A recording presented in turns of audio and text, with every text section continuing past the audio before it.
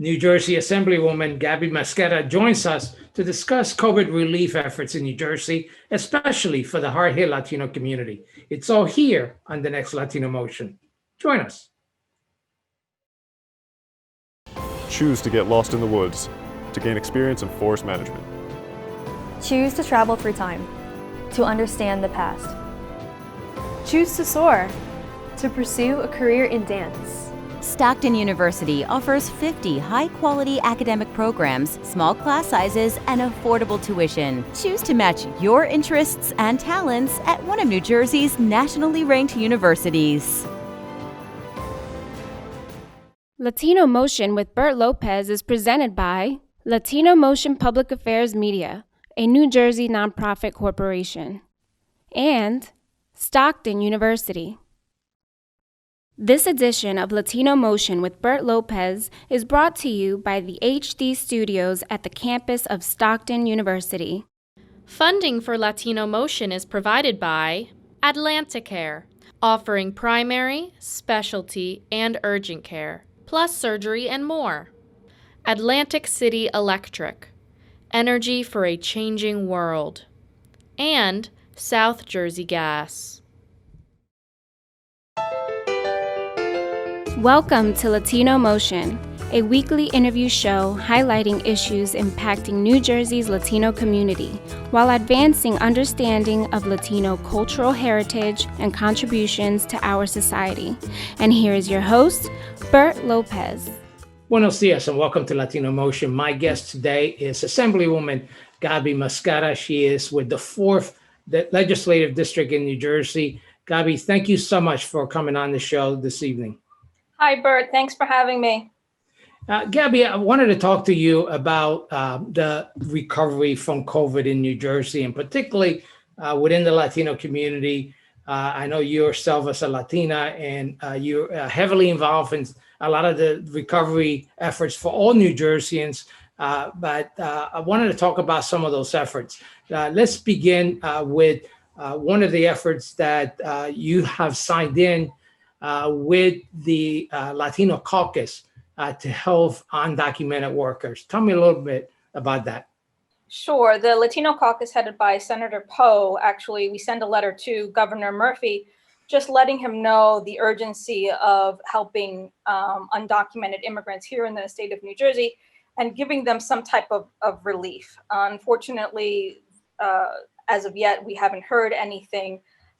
But we hope that he takes our letter into consideration, serious consideration, and reflect on the importance about this particular population. We have close to 3,000 undocumented workers, the highest share of undocumented workers on the East Coast. That's 300,000?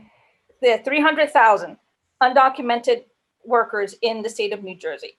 And that's, again, I have to repeat, it's the highest share of undocumented workers on the East Coast. So as you see, there is a urgent need to provide relief and assistance to this particular population. Now, if you look at percentages, this particular population represents 6.5% of our workforce. Of this, 71% of them are considered essential jobs. So they are going to work, but they're not giving the relief that they need. So it is unfair. So that's what, as a member of the Latino Caucus, we sent a letter to the governor asking for relief for our undocumented population. And as you know, these workers have families, they have children, and obviously this has a trickle-down impact when they're not able to provide for those families and certainly not able to maintain the household. So it's very critical. Do you think that the weight of the Latino Caucus will make a difference for Governor Murphy? I hope so. I mean, like you said, we're talking about families and children. Many of these families are not eligible for unemployment, not eligible for state health care, not eligible for, safety net programs or even federal aid because of their status. And so it is extremely important that the governor takes into consideration and provide relief to our undocumented community. And I know that certainly there's been a lot of food insecurities throughout the community, not just undocumented community, but certainly they're particularly hard hit when they're not, not able to work or not, and not getting any of the benefits to provide for their families. I know that you yourself and others have also raised those alarms and are focusing on addressing some food insecurities as well. Yeah, the food insecurity situation is devastating, and that needs to be addressed. We're actually having a lot of, families of within our undocumented community struggle. It's day by day, and they have to make, important choices. So it's imperative that the governor looks at all this and make sure that we have to provide some type of relief, some type of help, because they are members of our state. Now, I know we want to get into the vaccinations the next segment, but I want to talk to you a little more about globally what you and the state is doing to help the citizens and residents of the state cope through the crisis that we're going under with COVID. So particularly what we're doing is just passing legislation to try to relieve the burden that many New Jerseyans are feeling because of the pandemic. One of the things that I want to talk about is that was actually passed into law, which is the ban of tenant evictions or evictions due to residential foreclosures during a pandemic. As we all know, that during the pandemic and even now, with high numbers of unemployment, there are people that have been let go. People have lost their jobs. So how are they else going to afford to pay for rent or to pay for a mortgage? So the idea behind this law is to curtail or to stop evictions because of the pandemic, because there's no money coming into the household. And that's something that is extremely important, especially in the Latino community, particularly with the undocumented population, where, if they're homeless, that just creates another level of an issue. So I'm doing my best, as well as my colleagues are doing their best, to figure out ways to help our residents here. Assemblywoman, when does that sunset? In other words, obviously there's protection right now, but is that for a period of time? When does that end? Well, I know that if the governor has been extending the state of emergency. I'm not clear as to when he's thinking about sunsetting it. But however, we do have a piece of legislation that is pending, where we want to expand this protection of evictions and also provide rental assistance to tenants for those that are struggling. Because even though you lose your job, it's not as easy to get another one. In this time of economy, you have businesses rethinking their business plan, their strategies on how they're going to maintain open, and they might, not hire as many people. So we have individuals looking for jobs, and they might not get the job right away. So we need to have some type of program in place that while they're temporarily unemployed, we have a way for them to, to help them so they won't be left out in the cold, so they won't be homeless. So we have about 30 seconds left in this segment. Just quickly, there's the other flip of that is helping the landlords, right? Even though the rent is not coming in, you have landlords that are also have responsibilities and obligations. A landlord is still subjected to property taxes. So only because the tenant is unable to pay, the landlord, unfortunately, is still mandated and obligated to pay property taxes, is still obligated to pay, sewer a bill, is obligated to pay any. That certainly it's a relief both for the Yeah. tenant as well as the landlord. We're going to take a quick break. We want to talk a little bit about vaccinations. We'll be right back with more Latino Motion.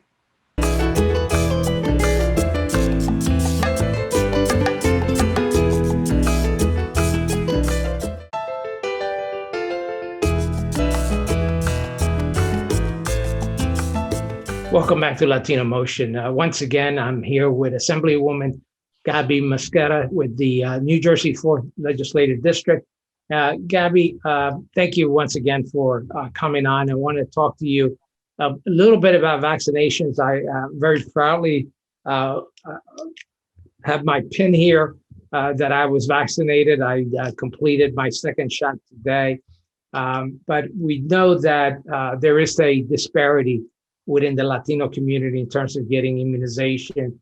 The numbers are that, according to the CDC, Latinos are hospitalized more than 3 times as often, and with a death rate more than twice of that of white patients. So the numbers are really staggering, the same kind of numbers for African Americans. So there's a big disparity. Why do you think it's so critical that we bring the message to the Latino community that they get vaccinated? Well, Bert, I think you said it. It's so important to talk to our community and let them know about the benefits of the vaccine. I think that one of the major issues where the disparity is access. There's not a lot of access. And the one thing I want to highlight is with an issue of access is a lot of these appointments that are being done have to be done through the internet, through a computer. Now, there's many residents in the state of New Jersey that don't have computers, that don't have access to a computer. They don't have internet for whatever reason. And so that makes it really difficult. Luckily, I mean, when that was found out, I know that, there was a telephone number, a 800 number or some sort of number was established for those types of individuals to help them get an appointment, which is great. However, then that's fine. However, there's another issue to access, which is how are we going to deal with our residents who are homebound, who can't get out for whatever reason because of their nothing to do with COVID, but they're just homebound because of an illness that they just can't leave the home. That was something that was brought to my attention, and I know that I've been reaching out to the front office just to talk about that this particular issue is seen in our senior community, and I know if it's seen in our senior community, it's definitely something that's going to affect our Latino community, especially our Latino senior community, who have a tendency just to stay home. They don't have any computers. They have the basics because they live on a fixed income. So how are we going to address this issue about our homebound residents, right? That's another issue that was brought to my attention. And then just another attention is that some people just don't drive. So how are they going to get to these mega centers? How are they going to get to the local CVS if they don't drive?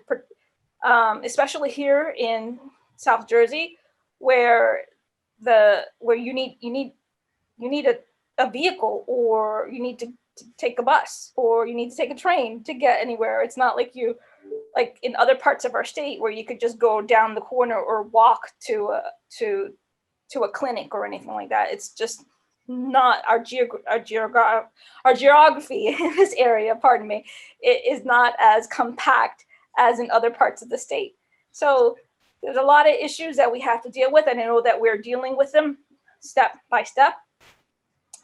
But the biggest thing is just trying how to get those vaccines to the people as opposed to the other way around, because sometimes our community just doesn't have the means or the ability to get around or about as other residents can do easily. Yeah, and Gabby, I think you hit the nail on the head in terms of access, and I do see, and I'm proud to be part of the Hispanic Association, who has stepped up to help in this area to try to get some of those homebound or some of those members in the community to get vaccinated, get an appointment, set up a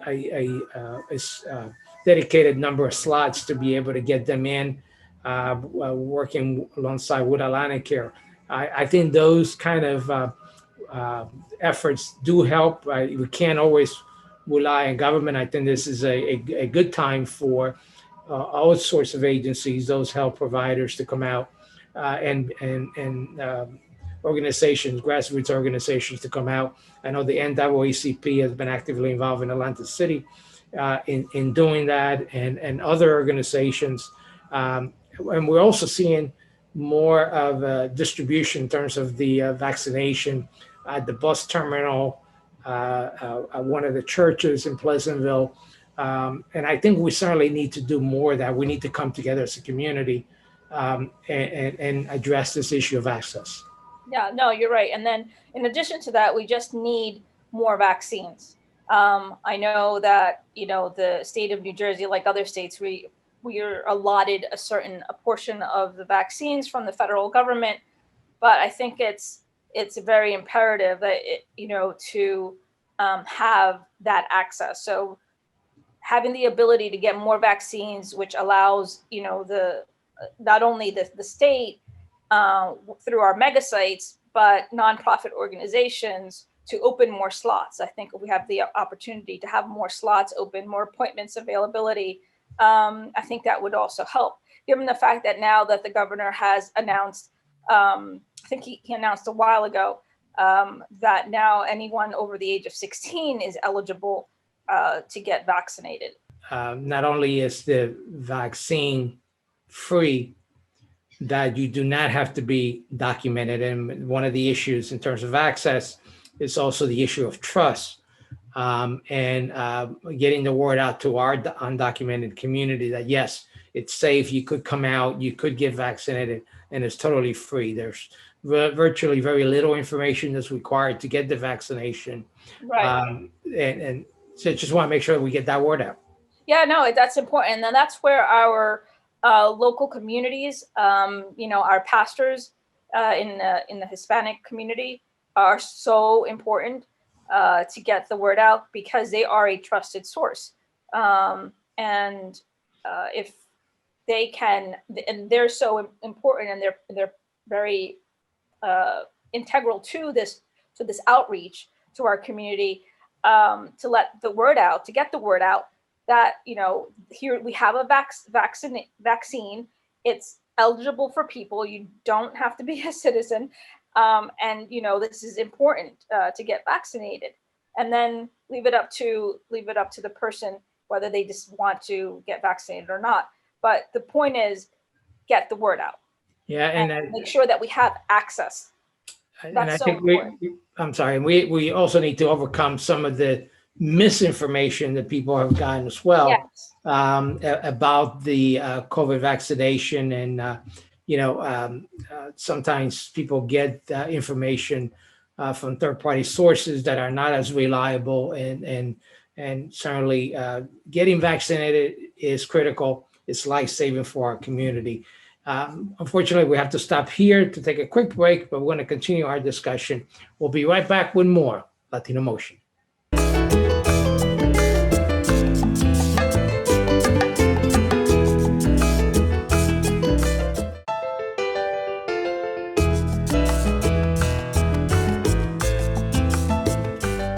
Welcome back to Latino Motion. We continue our discussion with Assemblywoman Gabby Moscata with the 4th Legislative District in New Jersey.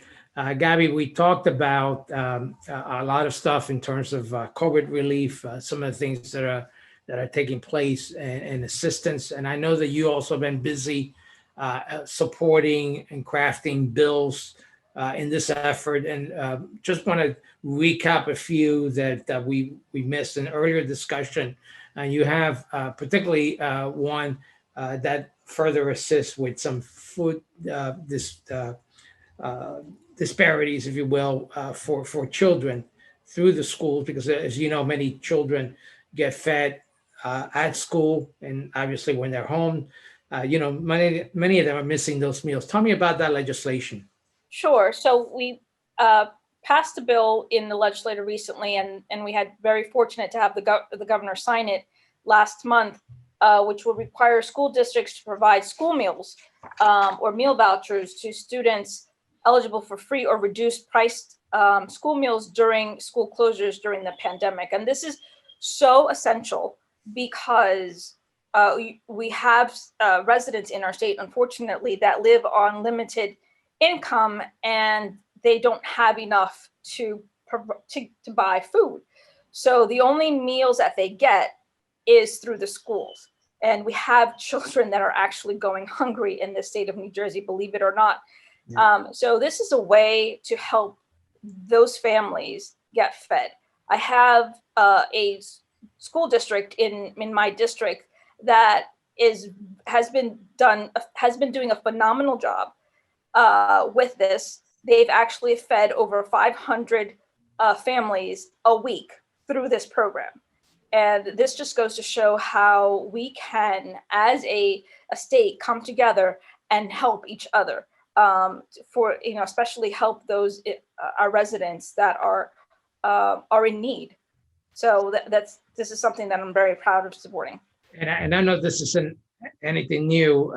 Growing up as a kid in New York City, I grew up in the summer going to the school to pick up peanut butter and jelly sandwiches. So, the school provided lunches for kids during the summer.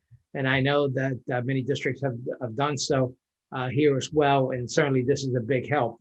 Another effort that you had underway was providing food access information on 211 and also executive branch. Do you want to tell me about that as well? Yeah, so our 211 system in the state of New Jersey is basically our information system. So when people need to know anything about or just looking for information, they can always contact 211. It is so surprising to know that many people don't know that we have this type of program or this type of resource.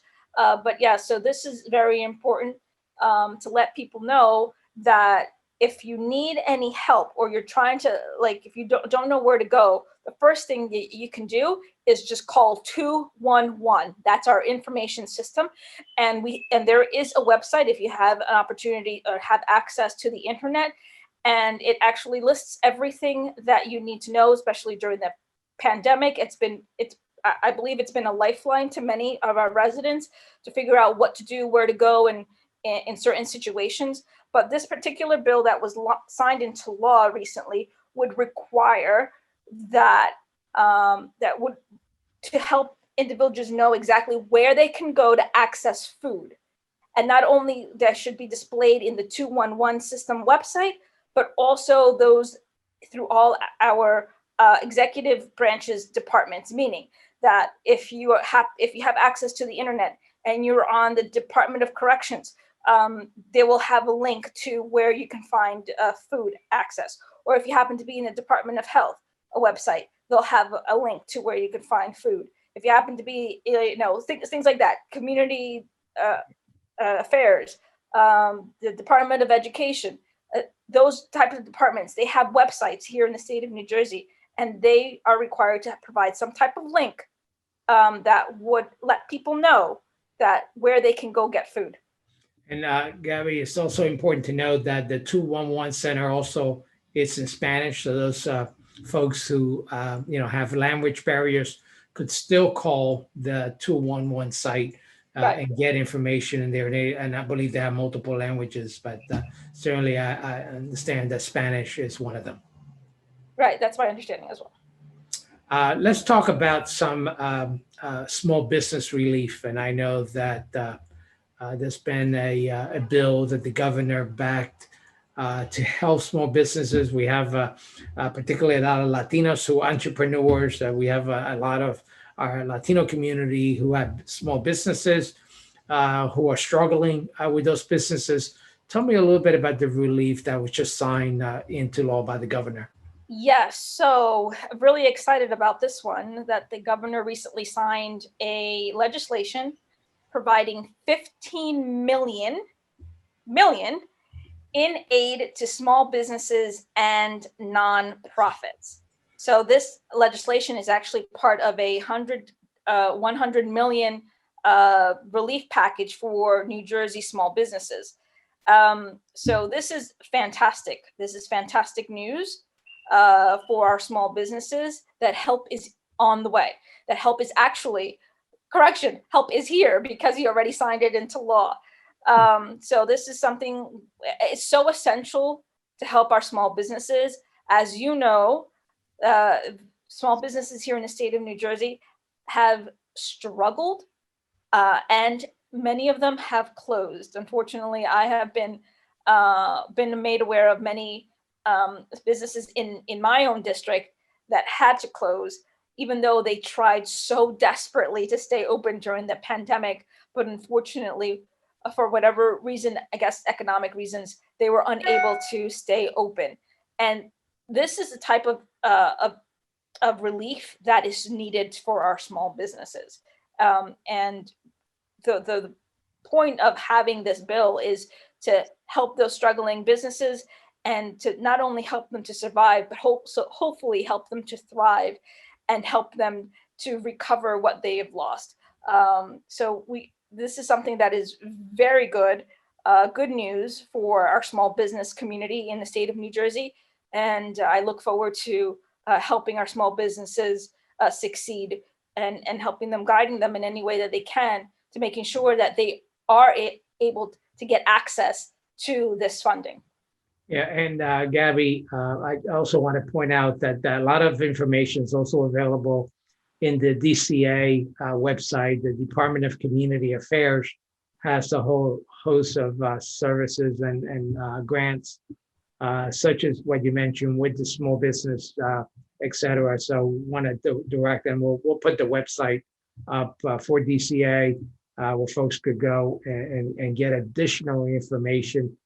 There's also, assistance for utility bills, et cetera, that people could sign up. So it's important that people understand that there is a lot of help out there and that they have to go in and request that assistance. Yes, and Bert, and can I also add as well the EDA? It's my understanding that this particular aid is going to go through the EDA. The EDA is something very essential for small businesses. The EDA should be a number one resource to them because they're the ones that are charged with the responsibility to help our small businesses and to provide any assistance that they can. And particularly with this piece of legislation now that's become law, to help them gain access to this funding. Well, we'll definitely put that up as well. Unfortunately, this is all the time we have. And I want to just tell my audience, no disrespect to the Assemblywoman. I call her Gabby because we know each other for a very long time, right, Gabby? That's right. So Assemblywoman Mascara, thank you so much for joining us here on Latino Motion. And that's all the time we have. Thank you for joining us here on Latino Motion.